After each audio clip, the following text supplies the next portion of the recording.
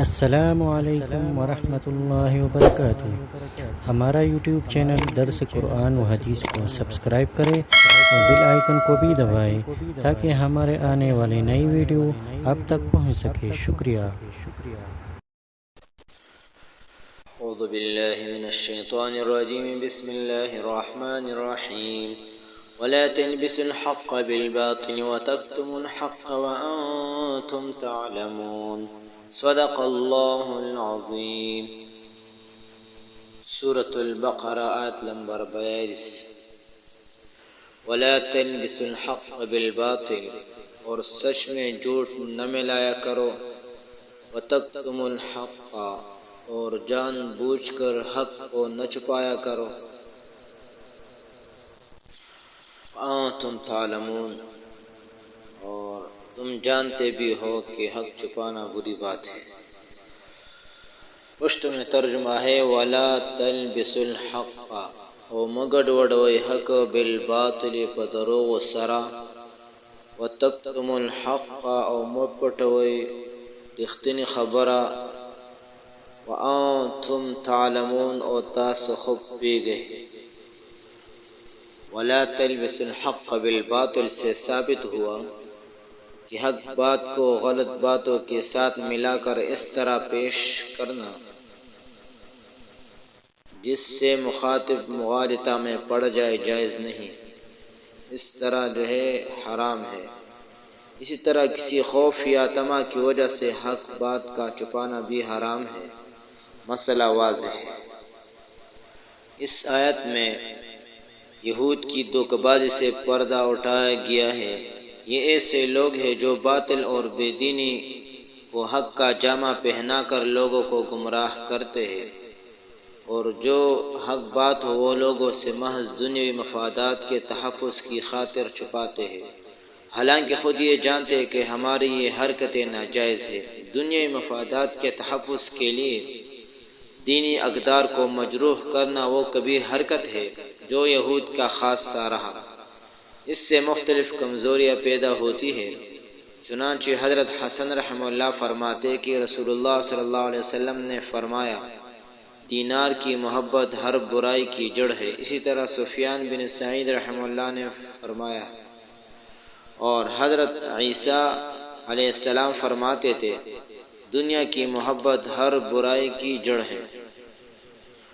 اس لیے اللہ تعالیٰ نے یہود سے فرمایا کہ ان کمزوریوں کے ازالے کے لیے تم نماز باقاعدگی سے ادا کرو۔ آگے آیت میں جو ہے یہی بیان ہے، وَأَقِيمُوا الصَّلَاةَ وَآتُوا الزَّكَاةَ وَارْكَعُوا مَعَ الرَّاكِعِينَ، اور نماز قائم کرو اور زکوٰۃ دیا کرو، اور جو لوگ میرے دربار میں جھکتے ہیں تم بھی ان کے ساتھ جھکا کرو۔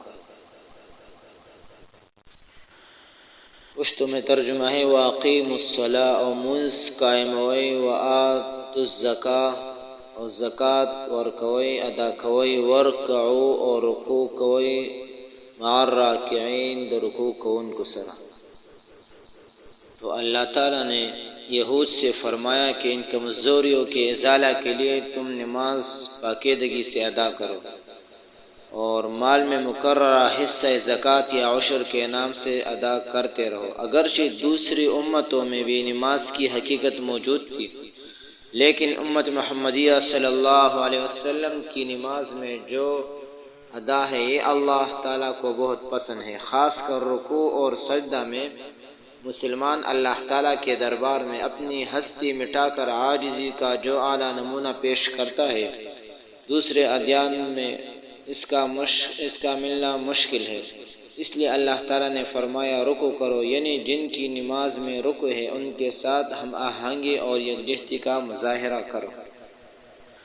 دوسرا حکم اس میں یہ ہے، یعنی باجماعت نماز پڑھا کرو۔ پہلے کسی دن میں باجماعت نماز نہیں تھی اور یہود کی نماز میں رکوع نہیں تھا۔ خلاصہ آیت کا یہ ہوا کہ صرف امور مذکورہ بالا نجات کے لیے تم کو کافی نہیں بلکہ تمام اصول میں نبی آخر الزمان صلی اللہ علیہ وسلم کی پیروی کرو۔ نماز بھی ان کے طور پر پڑھو جس میں جماعت بھی ہو اور رکوع بھی ہو۔ بغیر جماعت کی نماز پڑھنا کیسا ہے؟ اگر کوئی شخص عذر شرعی مثلا مرض وغیرہ کے بغیر تنہا نماز پڑھ لے اور جماعت میں شریک نہ ہو تو اس کی نماز تو ہو جائے گی، مگر سنت مؤکدہ کے ترک کی وجہ سے مستحق عتاب ہوگا، اور اگر ترک جماعت کی عادت بنا لے تو سخت گناہگار ہے، خصوصاً اگر ایسی صورت ہو جائے کہ مسجد ویران رہے اور لوگ گھروں میں نماز پڑھے تو یہ سب شرعاً مستحق سزا ہے۔ اور قاضی عیاض رحمہ اللہ نے فرمایا کہ ایسے لوگ اگر سمجھانے سے باز نہ آئے تو ان سے قتال کیا جائے۔ تفسیر قرطبی جلد نمبر 1 صفحہ نمبر 298 نے یہ ذکر فرمایا ہے۔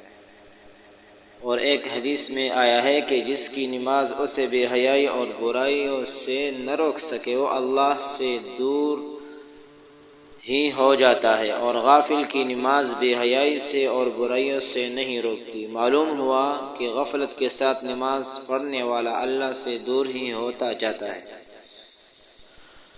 وآخر دعوانا الحمد لله رب العالمين سبحان ربك رب العزة عما يصفون وسلام على المرسلين والحمد لله رب العالمين اللهم اغفر لنا قبل الموت وارحمنا عند الموت ولا تعذبنا بعد الموت ولا تحاسبنا يوم القيامة برحمتك يا